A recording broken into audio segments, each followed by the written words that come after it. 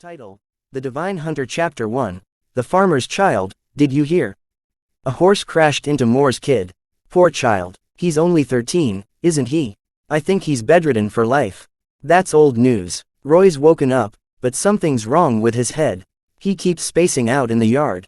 The farmers on the field whispered about the tragedy that befell a boy named Roy. A burly man behind them quietly put his hoe down and clenched his fists. He was infuriated, frustrated, but also helpless. The man was Moore, the one the farmers were talking about, and also Roy's father. He was just a lowly peasant like everyone else, and he had toiled on the fields for half his life. He wasn't handsome, capable, or rich. Nobody had wanted to marry him, until his wife had come along and done so despite his flaws. He was 23 then. The couple had a child when they were 25. In their time and age, most people were already parents when they were 16. Having a child at 25 meant they were behind their peers. They cared about Roy tremendously, and worried he might get hurt. Because of that, he seldom worked in the fields. Roy was a quiet one. He listened to his parents, kept to himself, and always had a sheepish smile on his face. He was a stark contrast to the wild children who stampeded the village every chance they could. Roy's a good child. Such a pity. The thought of Roy's condition tore into Moore's wound further. They'd thought they would live a happy and peaceful life with their son forever, but alas, it was cut short. 4 days ago, a woman blazed through the village on horseback, and Roy was in her way. The horse only grazed him, but that single graze took him out. The village's unskilled herbalist failed to find out what was wrong with Roy, and he thought the boy was done for. The next day though, as if by miracle, Roy woke up. However, he was a changed boy. His eyes were dead, and he was quiet, not answering when spoken to. All he did was stare into the sky like a person who had lost their mind. Moore sighed. It was getting late, and he picked up his hoe before going back home. He was still worried about his son. The villagers' houses were primitive and ugly, made out of thatch and wood. A single gale could have blown the rickety buildings away. Caer was a small village, housing about 100 families. Moore's house was situated on the western side of the village. It was high noon when Moore came back, and the sun glared at them without any mercy. Despite that, a young child stared back into the sun, eyes unblinking, as if he were a soulless puppet. Beside him stood a plain, rough-skinned village lady who was feeding the chickens. Why is he staring into the sun? What if he hurts his eyes? Susie, I thought I told you to keep an eye on him. Don't you know this is bad for him? Moore rushed into his yard and waded through the overgrown weed to pick up his son. He placed Roy before the front door and patted his buzz-cut trimmed hair. A hint of tenderness blossomed on Moore's dry, yellowed face. Never do that again, Roy. Okay. Roy wouldn't respond to anyone or anything after waking up a while ago, but when Moore called him again, something flickered within him, and his eyes started clearing up. Huh, Dad, Luo Yi. No, Roy, he mumbled. Right, my name is now Roy. Did you just talk, Roy? Surprised, Moore huddled closer to Roy, intending to confirm he was talking. Finally, he got his answer.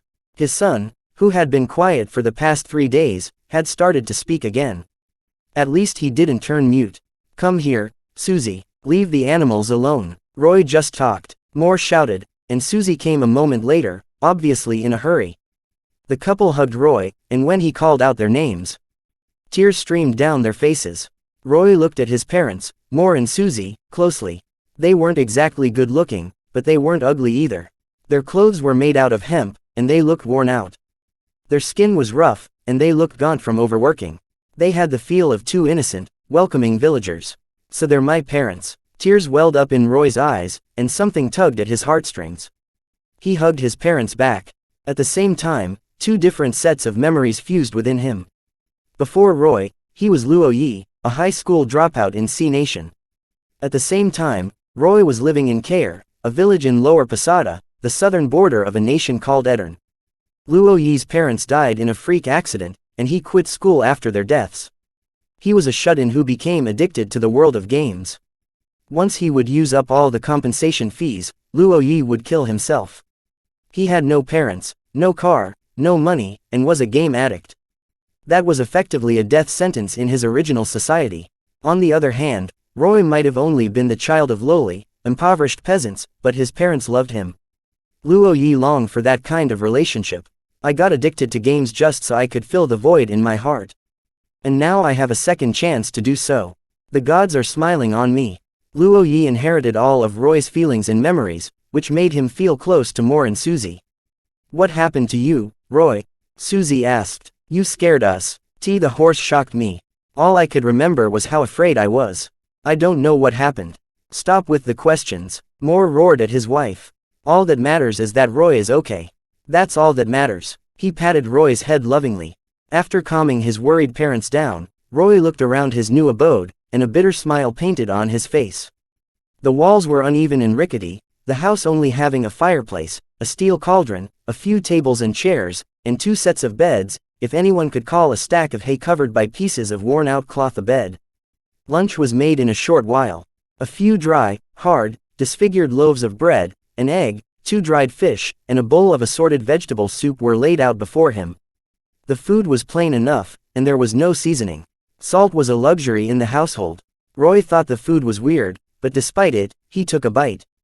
Don't complain, Roy, you didn't get to eat organic greens like this in your past life. Because of his body's instincts, Roy accepted the food's taste not long after he took his first bite. Famished after days of not eating, his hunger prompted him to wolf down the food. A short while later, the scarce meal became scarcer. Slow down, son, you don't want to choke on the food. The couple stared at their son with a grin. They kept piling the food in his plate, but they didn't touch the food themselves, though they'd pop some dried fish into their mouths once in a while. Moore and Suzy left the house in the afternoon after deciding they would butcher a chicken for Roy that night. And then Roy's expression turned serious.